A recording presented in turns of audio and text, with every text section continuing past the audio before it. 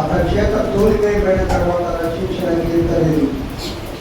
దావీదయ్య జీవితంలో ఒక పిచ్చోలాగా కూడా ఆయన అక్కడ ప్రవర్తించాడు. కేవలము తన కుమారుడైన అబీమెలెకు నుండి తను తాను కాపాడుకోవడం కోసము. ప్రియా దేవుని బిడ్డలారా,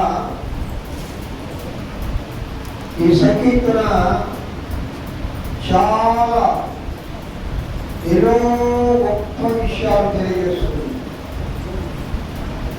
శోధనలో నుండి, బాధలో ఉండి దావీదయ్య దేవుడు చూడండి ఎలా గుర్తించాడు.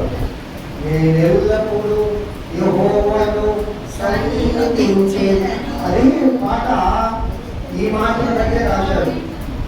నిత్యము ఆయన కీర్తి నా నోటనుండును. నేను ఎల్లప్పుడూ యెహోవాను సన్నిధించెదను. నిత్యము ఆయన కీర్తి నా నోటనుండును. అమ్మాయి దావీదయ్య ఏ పరిస్థితిలో ఉంది? అరణ్యంలో ఉంది. అబీమెలెకు దగ్గర ఎర్రివాడిగా ప్రవర్తించాడు, పిచ్చిపెట్టుకోలాగా. ఎందుకంటే అబీమెలెకు తన సొంత కుమారుడు చంపేస్తాడు. పిచ్చోడు కాదు దావీదు, పిచ్చిమెట్ల ఎర్రివాడు కాదు. శోధనలు, బాధలు, ప్రాణహాని, ప్రాణ సంకటాలు, ఆ పరిస్థితులలో ఎర్రివాడిలాగా ఉంటూ అంటున్నాడు, నేను ఎల్లప్పుడూ యెహోవాను సన్నిధించెదను. నిత్యము ఆయన కీర్తి నా నోటనుండును. నిత్యము అంటే అర్థమైందమ్మా? శ్రమైనా, బాధైనా, హింసైనా, ఏ పరిస్థితులైనా దావీదయ్య నోట ఏముంది? స్తుతి ఉంది, స్తుతి ఉంది, స్తుతి ఉంది. మానవులైన మనం ఇక్కడ గొప్ప పాఠం నేర్చుకోవాలి. విశ్వాసంలో మనం అమ్మా చర్చికి రాలేదు ఏమి అంటే యాదయ్య ఇంట్లో పరిస్థితులు బాగలేదు. పరిస్థితులు బాగలేనప్పుడే దేవుని దగ్గరికి రావాలి. ఆరాధన రాలేదు ఏమయ్యంటే తలనొప్పుగా ఉంది. ఎంతమందా తలనొప్పుగా ఉందంట దేవుడికి. ఊరు వాడే జరగడానికి తలనొప్పి వస్తుంది.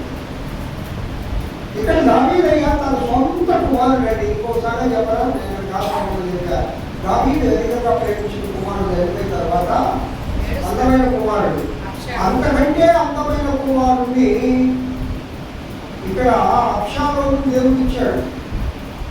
ఈ అబీమెలెకు అని ఆయన ఎవరంటే రాజు.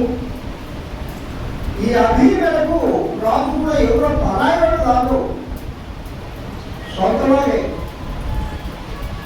తను ఉన్న పరిస్థితులను బట్టి ఆ పాట పాడాల్సిన కాదు. ఈ పాటలు దేవుడిని స్తుతిస్తూ ఉన్నాడు. ఎన్ని గొప్ప అమూల్యమైన సంగతులు రాశాడు.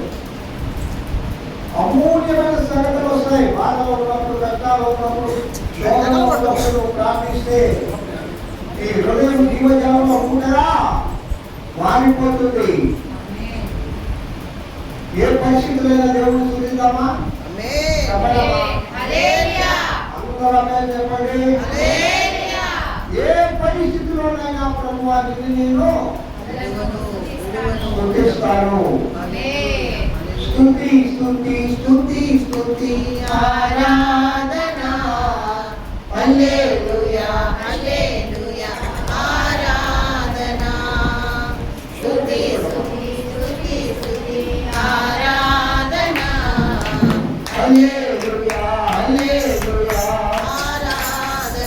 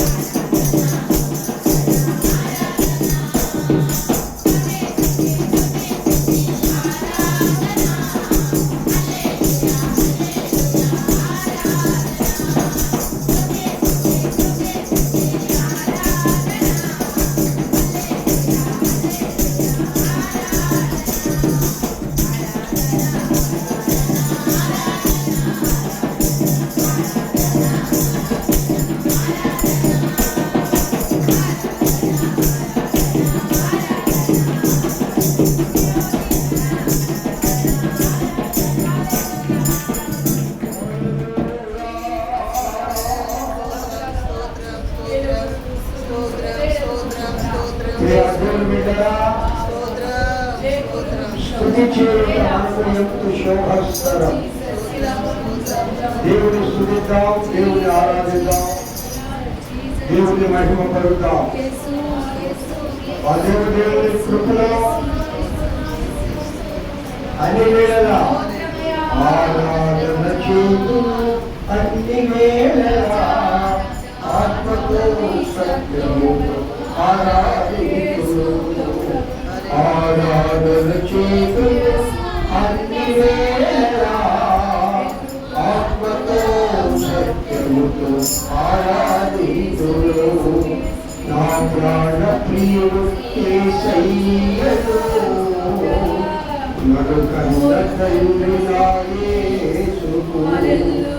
నా ప్రాణ ప్రియుడు యేసయ్యను, నన్ను కన్న తండ్రి నా యేసుకు. ఆరాధన చేతును అన్ని వేళలా ఆత్మతో సత్యముతో ఆరాధించును. ఆరాధన చేయాలి, ఆత్మతో సత్యముతో ప్రభువును ఆరాధించాలి. చెప్పారు కదా, నేను ఎల్లప్పుడూ యెహోవాను స్తుతించాను. అన్ని వేళలా ఆరాధన చేయాలి. సుఖమున్నా, బాధ ఉన్నా, వేదనున్నా, వ్యాధి ఉన్నా, రోగం అయినా, పరిస్థితులు ఏమైనా కానీ ఆరాధన చేయుట మానను, ఆరాధించుట మానను, ప్రభువాన్ని స్తుతించుట మానను. ఆరాధన చేయండి, ఆరాధన చేయండి, ఆరాధన చేయండి. ప్రభువా మీ నామానికి స్తోత్రాలు. ప్రతి పరిస్థితులలో నువ్వు ఆరాధించే ఆత్మను దయచేయండి. ఆత్మతో సత్యముతో నువ్వు ఆరాధించాలి. ఆ కృపను బిడ్డలు నింపండి. ప్రార్థించే ఆత్మను, ప్రతి సమయాలలో ప్రార్థించే ఆత్మను, స్తుతించే ఆత్మను, దావీదు ఆత్మను ఇవ్వండి ప్రభువా. దావీదు ఏ ఆత్మతో నింపారో ఆ ఆత్మతో బిడ్డలను నింపమని యేసు నామం పేరిట వేడుకొంచున్నాను తండ్రి. హల్లెలూయా. చెప్తామా మరొకసారి? ఇంకొక మాట చెప్తామా? ఇంకొక మాట చెప్తామా? ప్రియా దేవుని బిడ్డలారా, ఈ 40 దినాల ఉపవాస కూడికలో 10 దినాలు గడిచిపోయాయి. రేపు 11వ దినం. ఈ శ్రమ కాలపు దినాలు అంటారు, లేటీ డేస్ అంటారు, ఏవైనా పేర్లు పెట్టుకొని కానీ మనకెంతో చాలా శుభదాయకం, ఆనందదాయకం. ఆత్మలో బలపడడానికి ప్రార్థన ఒక సాధనము. ఈ దిన వాక్య భాగాన్ని చదువుకుందాం. చదవగలమా? లూకాసు సువార్త 22వ అధ్యాయము 39వ వచనం నుండి 46వ వచనం వరకు చదవండి. లూకాసు సువార్త 22వ అధ్యాయము 39వ వచనం నుండి 46వ వచనం వరకు. తన మొహడుకు చొప్పున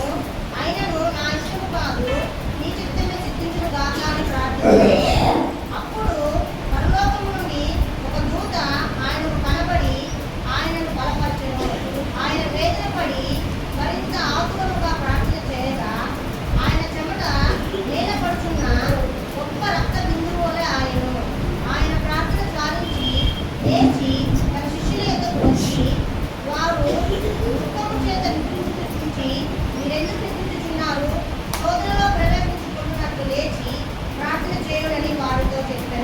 ఆమేన్. దేవుడు తన పరిశుద్ధ వాక్యమును తన వినికిడిలో దీవించి మనతో మాట్లాడును కాక.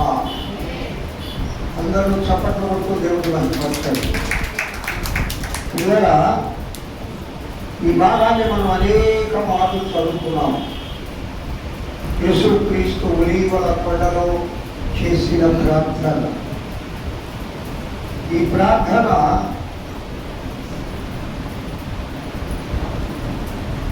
మనకి ఎన్నో పాఠాలు నేర్పిస్తుంది.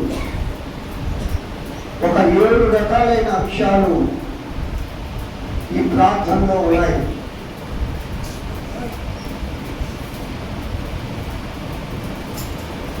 వాడుక చొప్పున అంటే అలవాటుగా ప్రార్థించడం. వాడుక అంటే అర్థమైందమ్మా, అలవాటు. మొట్టమొదటిది ప్రార్థన చేయడం మన దైనందిన జీవితంలో ఒక హ్యాబిట్గా మారిపోవాలి. స్తోత్రం చెప్పడం కాదు, అది ఒక హ్యాబిట్గా మారిపోవాలి. ఉదయాన్నే లేస్తే టీ ఎట్లా తాగుతారో, కొందరు ఉదయాన్నే లేస్తే పేపర్ ఎలా చూస్తారో, అసలు ప్రార్థన అనేది ఒక హ్యాబిట్గా మారిపోవాలి. యేసయ్యకు ఒలీవ కొండకెళ్ళి ప్రార్థించే ఒక హ్యాబిట్ ఉండేది. మొట్టమొదటిది వాడుక చొప్పున, అది ఒక అలవాటు. రెండవది ఒలీవ కొండకి వెళ్ళి ప్రార్థించాడు. ఎక్కడికి వెళ్ళి ప్రార్థించాడు? ఆయన ప్రార్థన చేయడానికి వేరే కొండలు లేవా అంటే ఒలీవ కొండలో ఉన్న ప్రత్యేకత వేరు. రెండవ అంశం అది. మూడవది ప్రార్థన ఎందుకంటే శోధనలో పడకుండా ఉండేదానికి. మూడవ అంశం ఏదమ్మా, నాకు శోధన వచ్చిందయ్యా, కష్టం వచ్చిందయ్యా, బాధ వచ్చిందయ్యా. చాలా మంది చెప్తారు, నేను శోధించబడుతున్న ఈ మధ్య కాలంలో ఆర్థిక ఇబ్బందుల చేత, అనారోగ్యం చేత, కుటుంబంలో సమస్యల చేత సమాధానం లేకుండా శోధిస్తున్నారు. ఆ శోధనలన్నీ లేకుండా ఉండాలంటే ఏ ఉండాలా? ఎన్నో అంశం అది. మొట్టమొదటిది వాడుక, రెండవది ఒలీవల కొండ, మూడవది శోధనలో ప్రవేశించకుండా, తర్వాత ప్రార్థన చేయడం అనేది మామూలే. తర్వాత నీ చిత్తాన్ని తండ్రికి చెప్పడం, నీ మనమును తండ్రికి చెప్పడం. నువ్వు ప్రార్థన చేస్తావు రాయలమ్మా, నీ ఆశ ఏమో, నీ చిత్తం ఏదో దేవుడికి చెప్పాలి. మా వదిన లేని వదిన ఏం ప్రార్థన చేస్తుందో నాకు తెలియదు, కానీ నేను చెప్తా వినండి.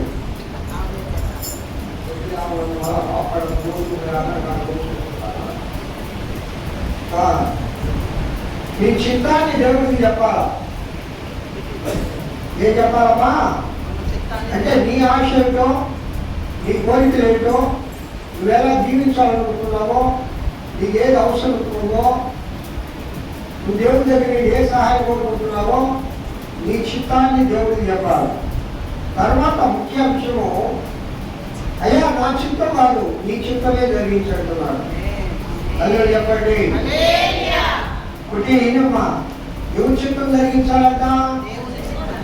మనం కూడా ప్రార్థన చేసి దేవుడి దగ్గర ఏం కోరాలి తెలుసా? ప్రభువా, నేను ఎన్నో అడిగాను అయినా తెలుసో తెలియకో, నా ఆశది, కానీ చివరిగా ఏది నెరవేరాలా? ఏది నెరవేరాలా? అయ్యమ్మా, దేవుని చిత్తం నెరవేరాలి. ఆ అభిప్రాయం మనలో ఉంటే భేదాలు వస్తాయమ్మా. సగంలో చాలా సంఘాల్లో భేదాలు ఎందుకు వస్తాయంటే దేవుని చిత్తం నెరవేరాలా అని వాళ్ళకి నమ్మకం లేదు. ఎవరేం చేసినా అది దేవుని చిత్తమైతే జరుగుతుంది, లేకపోతే జరగదు.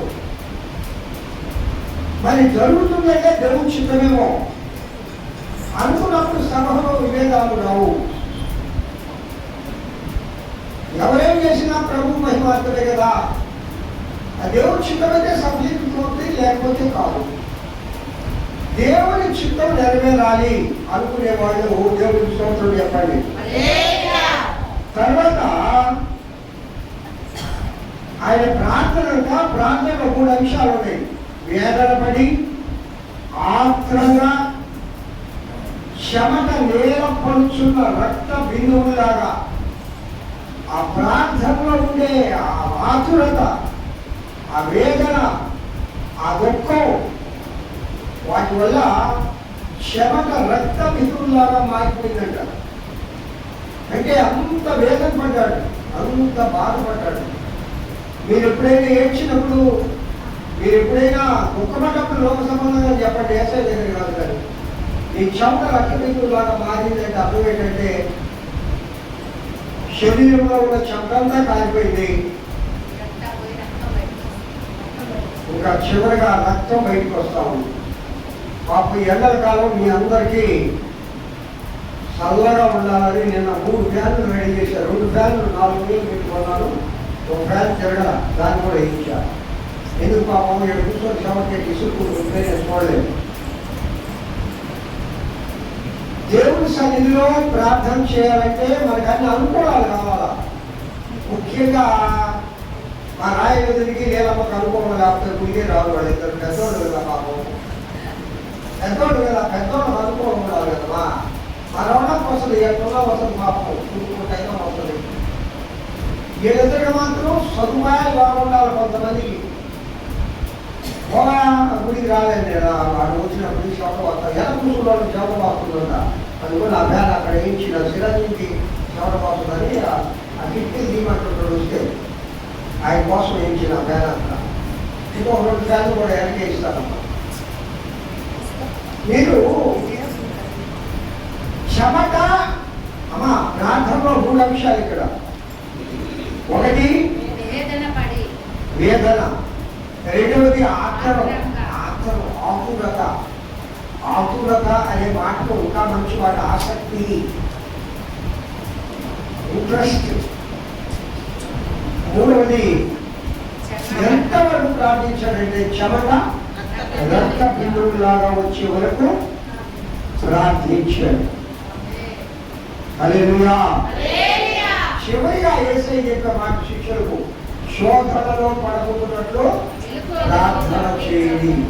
ఏ విధంగా ప్రార్థన చేయాలా అంటే నిద్రవాత కూడా ప్రార్థన చేస్తున్న శాతమా కుమార్ గారికి వాళ్ళు శాస్త్రం నిద్రవాత కూడా ప్రార్థన శాస్త్ర ప్రార్థన. అది ఎవరు ఎప్పుడన్నా నువ్వు అనుభవం ఉండిపోయావు, ఎప్పుడు జాబులో మీరు లేచి ప్రార్థన చేస్తున్నారు. ఎవరైనా తోలుతారమ్మా ప్రార్థన చేసినప్పుడా? మీరే కదా అంటేనే తోలుతారుగా.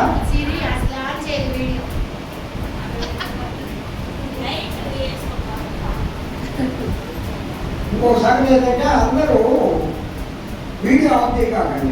అప్పుడు మీరు తోట ప్రార్థన చేస్తున్నా, ఆఖరిగా ప్రార్థన చేస్తారా, నిజంగానే ప్రార్థన వీడియో ఆఫ్ చేయొద్దు. హలో చెప్పండి. హల్లెలూయా. ఈ 7 అంశాలను చెప్పాలంటే 7 వారాలు కావాలి. ఈ వారం ఒక అంశాన్ని చెప్పుకొని దెబ్బలుంది ముందుకు సాగిపోదాం. పాడకుండా ఉండలేనయ్యా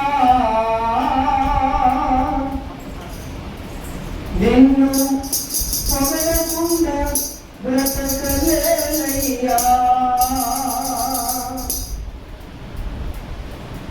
పాడకుండా ఉండలేనయ్యా నిన్ను, పొగడకుండా బ్రతకలేనయ్యా. కరుణించలేనయ్యా కరుణించలేనయ్యా. నిన్ను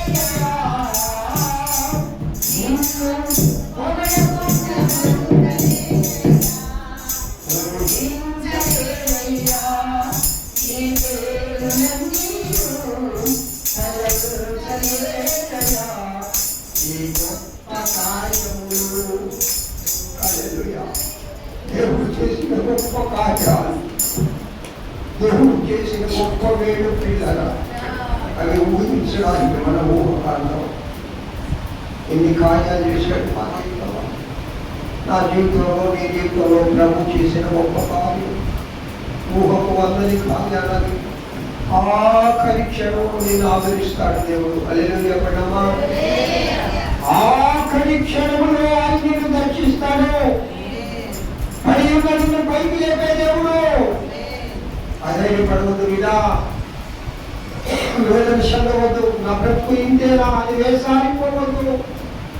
నీ ప్రతి పరిస్థితిలో ప్రభు నీకు తోడుగా ఉంటాడు. ఊహించని కార్యాలు నీ జీవితంలో జరగబోతున్నవే. కళ్ళు చెప్తామా? పొందించినది దేవుడి కార్యాలు.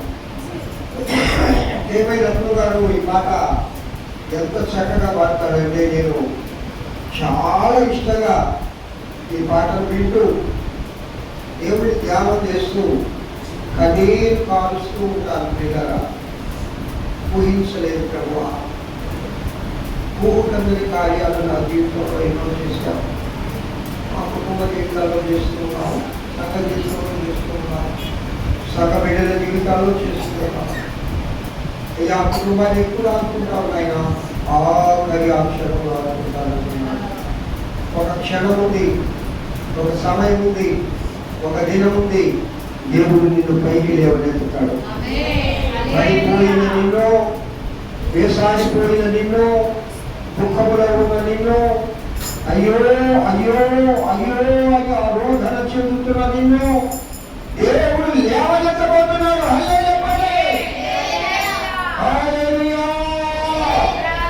ప్రియ దేవుని బిడ్డలారా, ఈ ప్రార్థనలో ఉన్న ఈ 7 అంశాలను ఇది యేసుక్రీస్తు ప్రభు వారు చేసిన ప్రార్థన. ఇక సిలువకు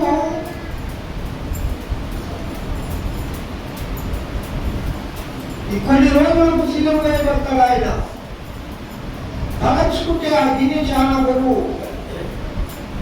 అసలు ఆ గిన్నె దేవుడి దగ్గర ప్రార్థన చేస్తాడు, తొలగించేయాలి చిన్నమైతే.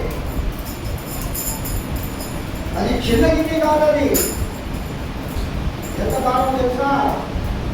మా ఎంత భారం ఎక్కడ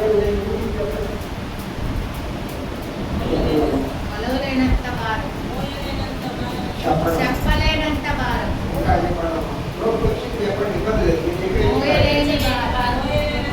అరే అరే రాజేష్ రాజేష్ ఆసాయి గురించి వాక్యం ఏదో చేతులు వెళ్ళిపోతున్నాడు. నాకు అర్థం కాదు.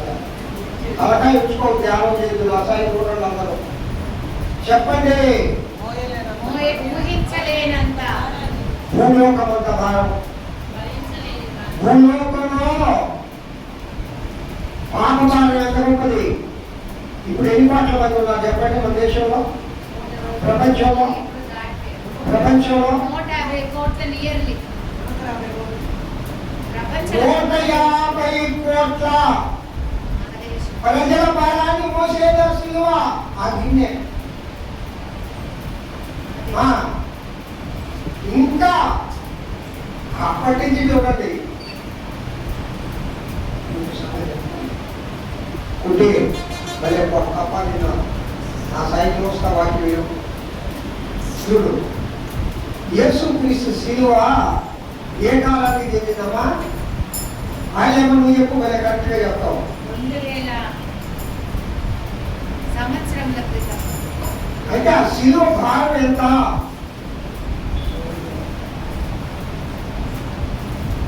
ఏ కాలానికి చెందింది? నెక్స్ట్ వీక్ చెప్తాను. ఆది కాలానికి, అంతము ఆదియు అంతమై ఉన్న 2 కాలాలకు చెందింది క్రీస్తులో భారం. శాతమా యేసయ్య సిలువ వేయబడిన తర్వాత ఈ లోపు భారం మోసి ఆయన రాత్రికి సమాధిలో ఉండి ఎక్కడికి వెళ్ళాడు? ఎందుకు వెళ్ళాడు? అక్కడ ఉండే వారిని కూడా మోయడానికి. చప్పట్లు పెడుతూ దేవుని భయపరచండి. భూలోకమంత భారం కాదు, పాతాళ లోకములో ఆయన భక్తులు ఒక చోట దాచబడి ఉన్నారు. అది 2 భాగాలుగా చేయబడి ఉన్నది. అబ్రహాము కూర్చునే చోటు ఒకటి,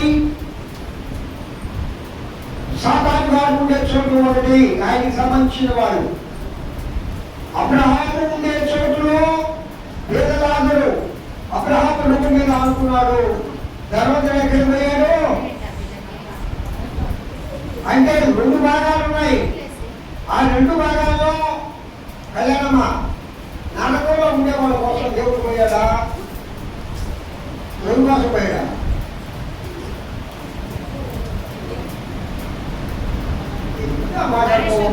నేను పాపం కోసం వచ్చానని ఏసై చెప్తే గని తీసుకొని రాయి కాబట్టి ఎవరి కోసం వచ్చాడు వేసయ్యా? నశించిన దానిని వెతికి రక్షించుటకు దర్శించుచున్న దానిని వెతికి రక్షించుటకు మనుష్య కుమారుడు మరి నాయన ఇక్కడ నా తలపట్టం లేదు కదా, చూడండి ఒకసారి. దర్శించిన దానిని వెతికి రక్షించడానికి మనుష్య కుమారుడు మరి అక్కడ నడకలో కొంతమంది ఉన్నారు. రాత్రి వెళ్ళాడు. ఇక్కడ అబ్రహాము సంతానము, అబ్రహాము సంబంధించిన వారు ఉన్నారు. ఎవరికి రక్షణ సువార్త ప్రకటించాడు, ఎవరు విని రక్షణ పొందడానికి ఛాన్స్ ఉంది, ఎవరికి ఛాన్స్ లేదు. పాపులను రక్షించాడు. నేను చెప్పేది మమతాలలోకం నరకంలో ఉండే వాళ్ళకి ఆ ఛాన్స్ ఉందా? లేదు. అక్కడ ఎవరికి ఛాన్స్ ఉంది? అబ్రహాము సంతానం ఉంది. ఎందుకు? వాడు నీతివంతులే కదా, వాడు దేవుడు నమ్మిన బిడ్డలే కదా, మరి వాళ్ళ దగ్గరికి ఎందుకు పోవాల్సి వచ్చింది? రక్తంతో కలగబడదు. యేసుక్రీస్తు పరలోకానికి పోవాలంటే మార్గం ఎవరు చెప్పారమ్మా? క్రీస్తు. ఆయన మార్గాన్ని వాళ్ళకి తెలియజేయలేకపోయాడు. చప్పటి కుమారుడి చిత్తం లేనిదే పరలోక రాజ్యంలో ఎవ్వరూ ప్రవేశింపరు. తండ్రి అక్కడ దాచిపెట్టాడు వాళ్ళని. యెహోవా దేవుని నమ్మిన వారు వాళ్ళందరూ మహా గొప్ప భక్తి పరులు. అల్లు చెప్పండి. హల్లెలూయా. నడుచుకుంటూ నడుచుకుంటూ దేవుని దగ్గరికే పైకెత్తబడ్డాడు. హాను. మహాభక్తులమ్మా. హాను. ఆయన మళ్ళా ఇంకా రాలా, వస్తాడు. ఏలియా. రేపు శ్రమల దినాల్లో వస్తాడు ఆయన. ఏలియా హాను. మానవుడు. నువ్వు నేను ఉండకూడదు. దేవుడు స్తోత్రం చెప్పండి. హల్లెలూయా. మనం ఉండకూడదు. కుమారమ్మా, ఆ శ్రమల దినాల్లో మనం కనబడకూడదు. దేవుడు అంటాడు కదా, ఆయన కృప మన పట్ల ఉంటే మనం కనబడం. ఆమేన్. రాయలము ఆ మళ్ళీ కోపం వస్తుంది బయట చూస్తే. మనం కనబడకూడదు. ఏ దినాల్లో శ్రమల ఆ, దినాలు. ఏలియా చూడాలనుకుంటున్నామో, అనుకుని చూడాలనుకుంటున్నామో అక్కడ చుట్టూనే వాళ్ళు మళ్ళా మన ఉండే చోటుకు వస్తారు. మనం మధ్యాకాశంలో ఉంటాం కదా, అక్కడికి వస్తారు. ఉందా నమ్మకం ప్రేమిలారా? ఆమేన్. ఆమేన్. అమ్మాలి వేసే కనబడాలి. ఆయనతో నివాసం చేయాలి. హల్లెలూయా. దేవుని ప్రేమ ఎంత ఉంటుందమ్మా. ఎక్కడో దాచబడిన ఆత్మ దగ్గర కూడా వెళ్ళాడమ్మా. కాబట్టి ఆయన సిలువ మార్గం ఎంత అంటే భూమి పుట్టినప్పటి నుండి ఎలాంటి ఇక్కడ భూమి పుట్టినప్పటి నుండి అంతమయ్యే వరకు భూమి కాగితం వలె చుట్టవేయబడే కాలం వస్తుంది కదా, అంతవరకు పోయాలి ఆ పళ్ళెం. ఆ వారం చిన్నది కదా, విచిత్రమైతే గిన్నె, ఆ గిన్నె చిన్న గిన్నె కాబట్టి అది చిన్న భాగం కాదమ్మా. అది ఎవరు మోయలేని భారం. ఒక పాప యొక్క పాప భారాన్ని మోయడం అంటే చిన్న పని కాదని. ఎందుకు ఆయన హింస పడ్డాడు? లేకపోతే ఎందుకు ఆయన గన్ని గాయాలు, ఎందుకు ఆయన తన రక్తంతో కాచాడు, ఎందుకు తన మోసం వేయించుకున్నాడు? నీకోసం మనందరి కోసం ఆయన మన భారాన్ని, మన పాపాన్ని, మనం పడవలసిన వేదన, మనం పడవలసిన రోధన, మనం పడవలసిన శ్రమ, మనం పడవలసిన అవమానం పీడేని యేసయ్య నీకోసం నా కోసం పడ్డాడు. అదే కదా యేసయ్య ప్రేమ. హల్లెలూయా. హల్లెలూయా. హల్లెలూయా. హల్లెలూయా. ఈ దేవుని అంశం ఏంటనగా నీ చిత్తమైతే ఏంటి? నీ చిత్తమైతే మందిరు చూడు, నువ్వు చిత్తం ఉండాలా? దేవుని నీ చిత్తం. కూతురు చిత్తం కాదు, నీ కూతురు చిత్తం కాదు, నా చిత్తం కాదు, దేవుని చిత్తం. ఏదమ్మా బయట ఉన్నారు అయినా అందరూ వినండి. ఈ దినం మన అంశం పరిశుద్ధాత్మ దేవుడు మనతో మాట్లాడింది ఏంటంటే నువ్వు నీ చిత్తమైతే. ఆమేన్. అలా చెప్పండి ఒకసారి. హల్లెలూయా. దేవుని చిత్తాన్ని నెరవేర్చాలి. అందరూ అనుకుంటాం, అనుకోమా అనుకుంటాం కదా. అనుకుంటాం. దేవుని ఏమి మారు మనసు పొందినా యేసయ్యను తెలుసుకున్న ప్రతి ఒక్కరూ నేను వృత్తిగా ఉండాలి అనుకుంటాం. నేను ఉండకూడదని ఎవ్వరు అనుకోరు. కానీ కొంతమంది ఉండలేకపోతున్నారు అంటే పడిపోతున్నారంటే, బలహీనలు అవుతున్నారు అంటే అది సహజమే. అదే విచిత్రమే కాదు. పడిపోయే వాళ్ళ గురించి నిందలే వల్లే మనం ఎన్నిసార్లు పడిపోయి ఉంటాం. బలహీనులైన వారి గురించి నువ్వు బాధపడవల్లే, నువ్వు ఎన్నిసార్లు బలహీనుడయ్యావు. దేవుని చిత్తానికి ఎదురు తీరే వాళ్ళ గురించి దుఃఖించవల్లే, మనం అనేక మార్లు దేవుని చిత్తాన్ని నెరవేర్చుకున్నా ఉన్నాం.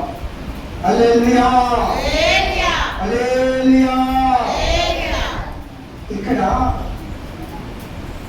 ఈ శ్రమల దినాల్లో యేసయ్య చేసే ప్రార్థనలో అమూల్యమైన మాట, నీ చిత్తమే. ఎవరమ్మా? నేను చేయను తండ్రి అంటే తండ్రి కూడా వెళ్ళే నాన్న ఒక కన్న తండ్రి బట్టి ఒక కన్న తండ్రి ముసలాయన ఒక మంచి యవన కుమారుడు అడవులకు వెళ్ళి ఆ తండ్రి చాలా కట్లు కొట్టాడు. చాలా కట్లు.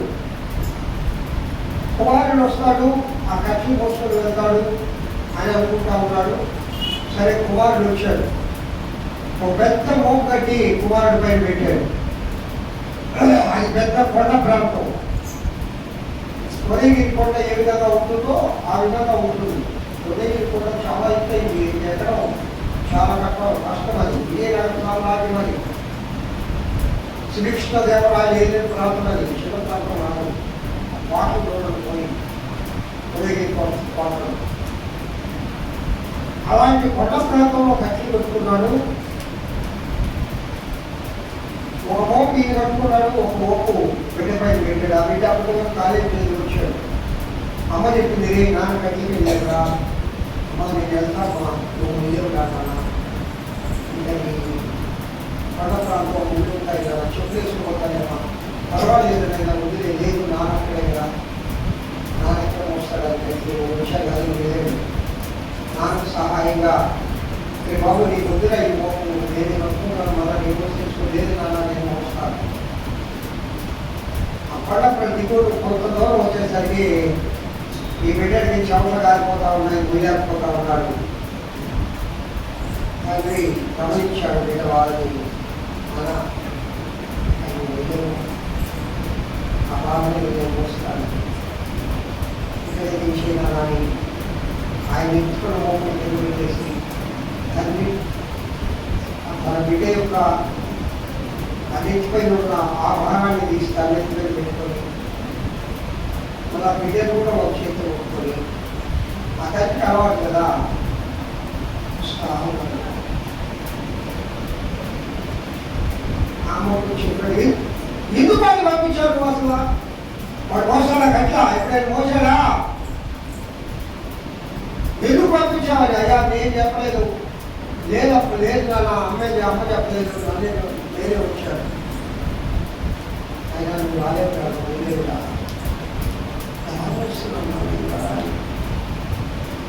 అది ఎంత భారం? నువ్వు వేసుకున్న తెరచోట, ఆ బ్యాగ్, ఆ చెప్పులు, నీకు సంవత్సరము ఇదంతా నీకు వచ్చిన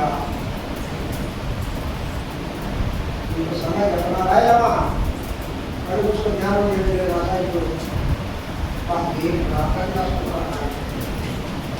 అయ్యో చెప్పు ఒకసారి.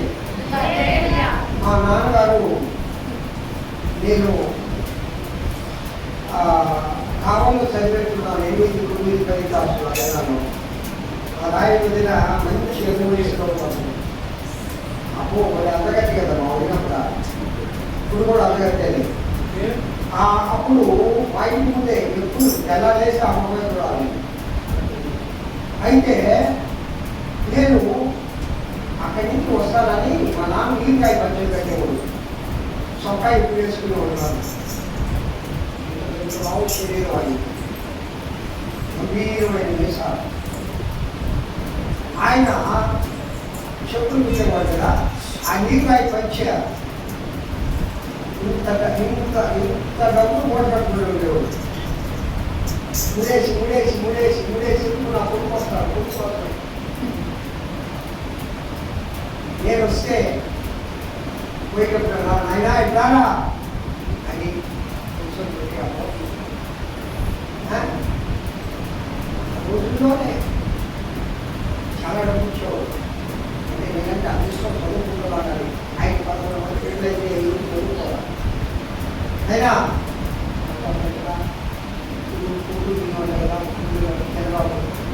అక్కడికి స్పెషల్గా మా బాబు మాకు ఇచ్చాడు. అక్కడికి వెళ్ళేది మా పెళ్ళి సీతమ్మ అని ఒక దోషి తీసేది. ఇప్పుడు మొత్తం దోషి ఆమె దగ్గర ఖాతా పెట్టించాడు. నాకు మా బాబు పంపించాడు. మా ఊరికి సాయంకాలం బోండాలు, ఆ బోండాలు కూడా భలే ఉంటాయి. ఆ నిజంగా ఆ మొదలు ఇప్పుడు ఇన్ని దగ్గర రాదు. ఆ ఆకలే ఆ మొదలు బాబు మా హాస్టల్ పక్కడే ఆమె దగ్గరికి వచ్చి ఖాతా పెట్టించాడు. నెల ఖర్చైనా మా ఊరికి నేను వచ్చి కడతాను. నేను కాకుండా ఇంకా నాకు స్నేహితులు కదా వ్యవహారం కూడా చేసేవాళ్ళు లేదు. ఎందుకైతే కాదు ఎవరు తీసుకోబోతారు?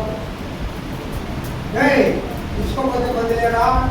వాడు ఏమనగాము అని ఒకడు నాయన మా బాబు చూడమా ఎంత చేశాడు బిల్లాడా ఇంతే మంది కదా ఇల్లుంటాడు. అయ్యా అని అయ్యారు ఎందుకు చెప్తున్నాడంటే తండ్రి ఆయన ఎంతో కష్టపడి ఆ డబ్బులు అదొక దాకా నాకు చెప్పులేవు ఎక్కడే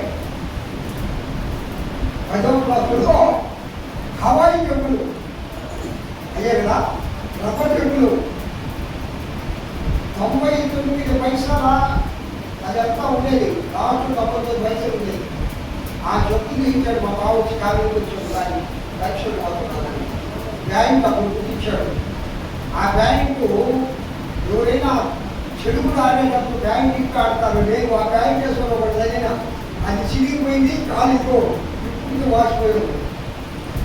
అంత ప్రోగ్రాం నేను ఎందుకు ఈ మాటలు చెప్తున్నానంటే మా నాన్నగారు అంత ప్రేమగా ఆయన ఖర్చు పెట్టుకోకుండా ఎవరికి ఇవ్వకుండా ఓటు కట్టుకొని ఆ డబ్బులు ఎంత అవ్వండి మనకి వాటికి ఎంత విలువ ఉంది. ఒకవేళ ఈరోజు లక్షలు నేను సంపాదించవచ్చు. మా నాన్న ఆ రోజు సంపాదించిన రూపాయి వెళ్ళలే కదా. ఆ పావలా బిళ్ళలో ₹10 అర్ధన పావలా ఉదయమయ్యే ఉంది కదా. ₹1 3 పైసలు ఉండేది. దాన్ని ఏమనేవాళ్ళం? 3 పైసలే అర్ధన అర్ధన ఆరణ అంటే 6 ఉండేది. 3 పైసలు 6 పైసలు అంటే అర్ధ ఉండేది. ఈ విధంగా అవి ఎంత అమూల్యమైనవి. నాన్న భారం అనేది నాన్న ప్రేమ దానికి. అలాగే యేసయ్య తండ్రికి ప్రియమైన కుమారుడు కదా అన్నా తన బిడ్డ పోసే భారం తండ్రికి తెలుసు కదా. నాన్న నువ్వు వేయలేవు రా నేను మోస్తాను అన్నాడా?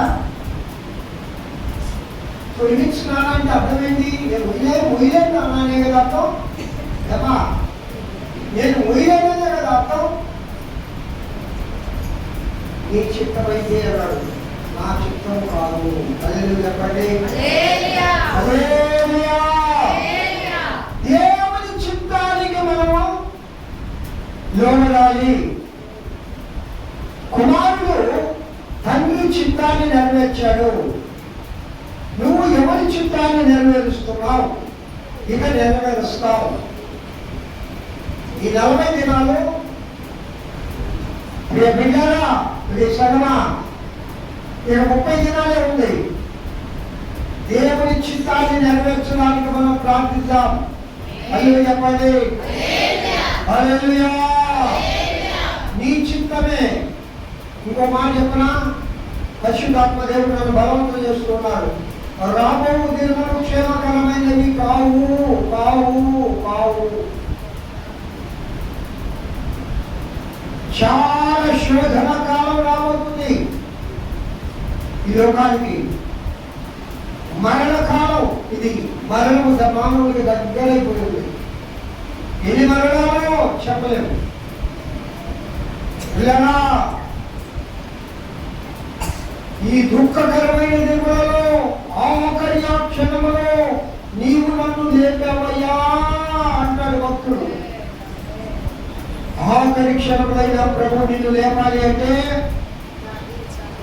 ఏం చేయాలమ్మా? ఆయన చిత్తానికి ప్రార్థించాలి. ఏం చేయాలా?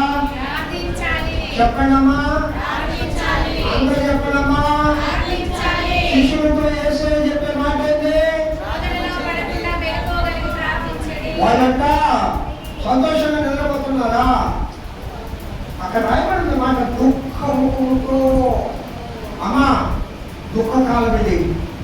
అయ్యా, దుఃఖకాలం ఇది, శోధన కాలం ఇది. భయంకరమైన సంభవాలు జరగబోతాయి. మన నిలబడలకు, మనకు తెలిసిన వారికి, మన రక్త సంబంధికులకు ఇప్పుడే జరిగాయి, ఇంకా జరగబోతాయి. వాటన్నిటిని నువ్వు తట్టుకునేటట్లుగా శోధనలో ప్రవేశించకుండా ఏం చేయాలా? ప్రార్థించాలి. చెప్పాలి. ఏం చేయాలా? ప్రార్థించాలి. మరి ఎక్కువగా ఏం చేయాలా? ప్రార్థించాలి. మరి ఎక్కువగా ఏం చేయాలా? ప్రార్థించాలి. ప్రార్థన చేయాలి. ప్రార్థన చేయుట మానను అంటాడు భక్తుడు. నిన్ను స్తుతించుట మానను అంటాడు. శోధనైన, కష్టమైన, వేదనైన, కరగమైన పరిస్థితులు ఏమైనా నిన్నే స్తుతిస్తాను ప్రభువా. నిన్ను స్తుతించుటే నాకు శోభస్కరం, స్తుతి చేయుట నాకు శోభస్కరము. శోభాయమానంగా, శోభస్కరంగా, ఆనందంగా నీ జీవితం ఉండాలి అంటే ప్రార్థన చేయాలి. హల్లెలూయా చెప్పండి. హల్లెలూయా. హల్లెలూయా. హల్లెలూయా. శోధన కాలం, ఆమేన్. శోధన కాలం చూడండి ఎంతమంది కక్కన ఏదో పిట్టలింపినట్టుగా ఎగిరిపోతా ఉన్నారు. మనం ఏం ప్రార్థించాలంటే అయ్యా, అయ్యా అందరినీ కాపాడాలి, అందరికీ క్షేమకరమైన జీవితమేమైనా శోధనలో పడకుండా. సింహాలలో సాతాను వాడు ఎట్లున్నాడట? గర్జించు సింహము వలె. పుట్టి నువ్వు చెప్పు. గర్జించు సింహము వలె. గర్జించు సింహము వలె. ఎవరిని మృంగుదునా అని స్వరం ఎట్లా?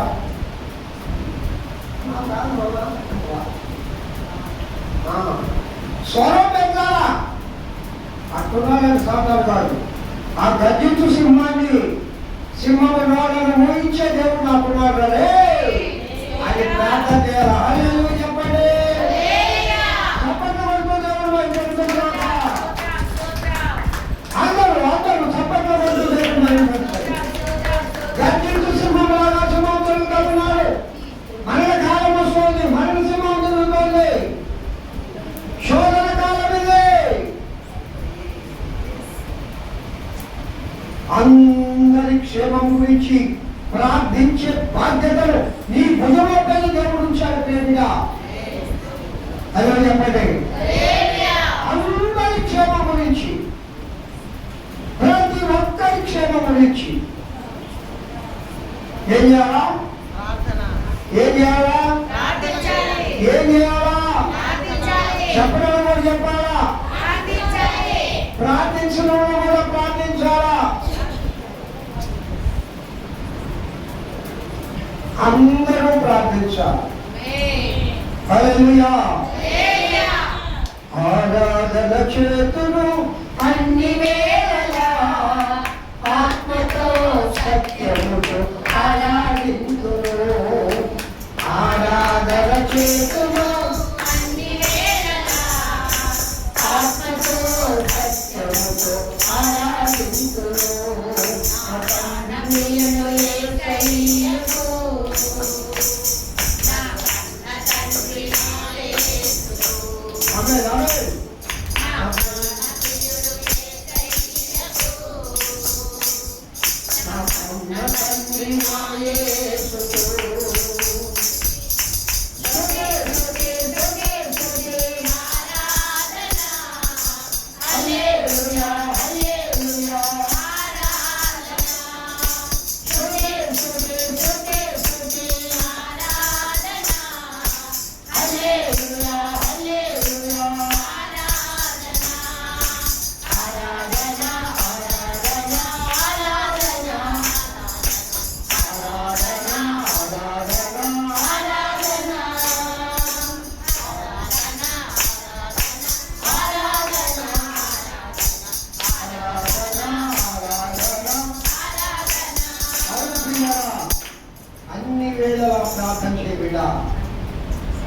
వేళలా దేవుని స్తుతించు. ఈ వేళలు చాలా భయంకరంగా ఉన్నాయి. మరణకాలం ఇది. నేను అంటాను, మరణ మృగంలో సాతాను గారు రోగిస్తూ ఉన్నాడు. దాని శబ్ద తరంగాలు ఎక్కువైపోతా ఉన్నాయి. ఆ మరణ మృగంగమును ఆపునట్లుగా మన ప్రార్థన మృగంగము స్వరమెత్తి దేవుని ప్రార్థన చేయాలి. ఉపస్థించి దేవుని ప్రార్థన చేయాలి.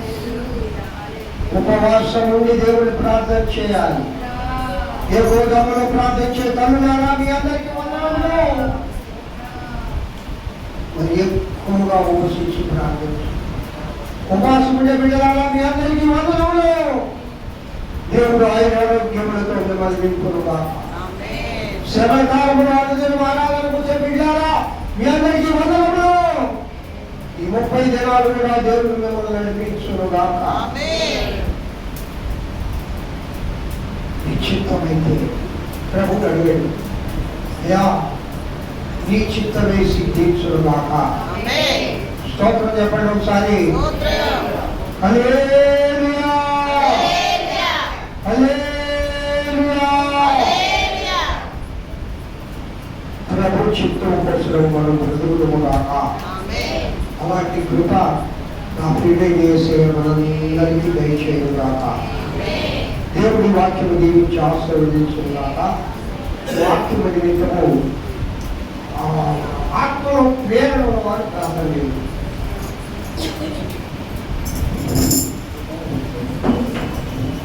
స్తోత్రం నాయనా.